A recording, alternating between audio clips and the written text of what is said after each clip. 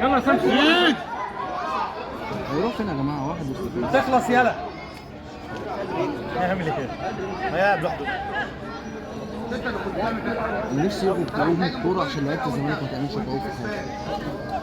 ما ينفعش يعني يتقال اللي هيعمل كعبه هياخد انذار عشان لعيبه الزمالك. لازم نخش في الزمالك.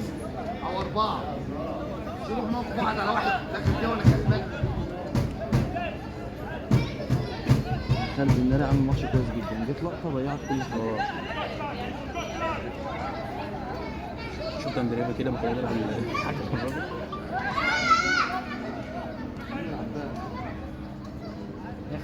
عملت له شويه فيديوهات. هو مش اسمه تصوير الملعب ده. لا عملت ولد الملعب بس. يا الله